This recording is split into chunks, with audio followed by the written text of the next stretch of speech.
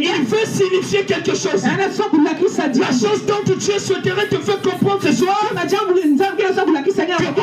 de toi, tu as une énergie particulière afin que tu fondes l'œuvre satanique,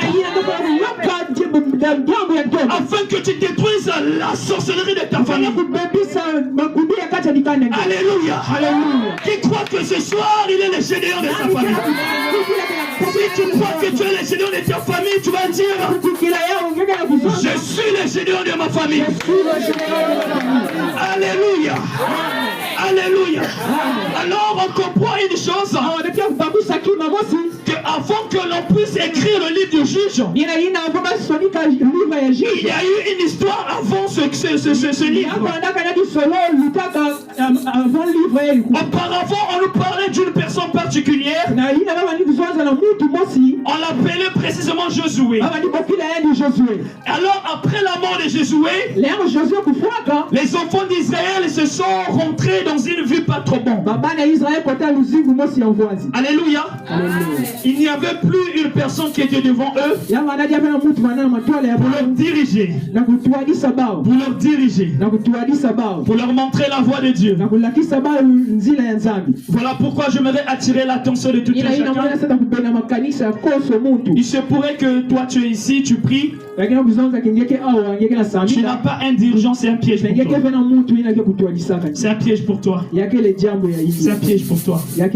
Lorsqu'on était à l'école et lorsqu'on faisait souvent les sorties de la Genèse, on mettait souvent devant les scouts. Et dans le groupement des scouts, il y avait de certaines personnes qu'on leur appelait les éclaireurs. Les éclaireurs, eux, ils étaient là pour aller de l'avant. Donc ils étaient devant pour voir le chemin, afin de voir s'il y a un danger ou pas. Et si le chemin il est bon, il revient vers nous et nous fait comprendre qu'il n'y a pas de problème. On peut emprunter ce chemin. Ils étaient notre dirigeant. Tout comme dans la spiritualité, il doit y avoir une personne qui va t'éclairer sur certains points.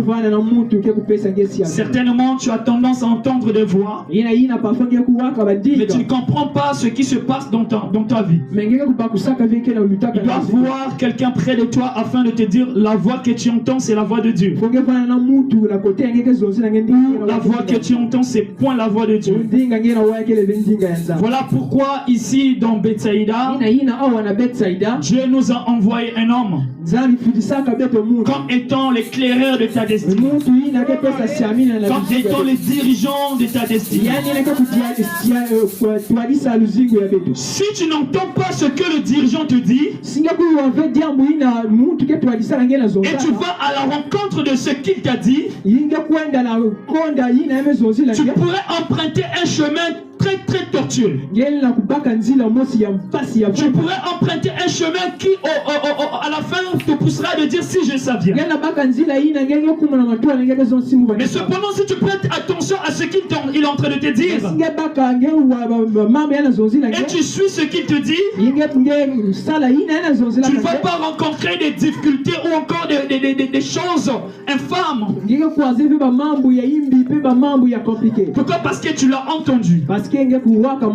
C'est pour t'en dire quoi? Que celui qui n'entend pas Papa Messia et se permet de faire quelque chose à la rencontre de sa volonté, sache une chose: tu es en train de dérouter chemin. Et quand tu es en train de dérouter chemin, tu iras vers la mer. Ce que j'aime avec Jean-Sylvain Akwala, il a dit ceci: tu es allé tout près de la frontière. Lorsqu'il parle de la frontière, il parle de la limite. Lorsqu'il parle de la limite, il parle de ce qui sépare le ténèbre et la lumière.